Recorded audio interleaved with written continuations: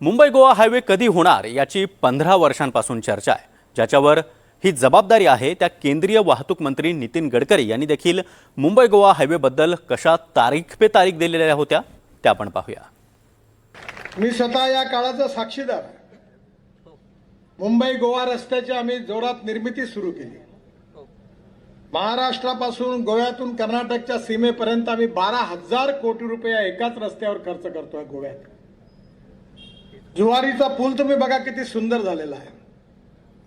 आज या पुलावर वरती व्ह्यूअर गॅलरी आहे, रिव्हॉल्विंग रेस्टॉरंट होणार आहे आणि जागतिक आकर्षणाचं केंद्र होणार है कि जो मुंबई गोवा का है ये भी एक कोकण के रहने वाले हैं।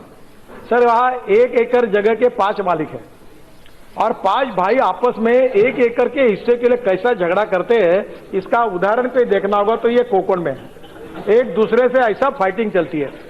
तो भी अध्यक्ष महाराज हमने लगभग लैंड एक्विजिशन पूरा किया। पण आता मुंबई गोवा आता खूप अडचणी आल्या, पण तुम्ही काळजी करू नका। या वर्षीच्या जून पर्यंत हा रस्ता 100% पूर्ण होईल, कारण बराच रेंगाळला। एक दिल्ली जयपूर आणि मुंबई गोवा हे आमच्या डिपार्टमेंट मधले थोडेसे ब्लॅक स्पॉट आहे। त्याच्या अडचणी खूप आहेत। साहेबांच्या समोर ते शब्दाचे पक्के आहेत। या वर्षी मे महिना समाप्त होण्याच्या आधी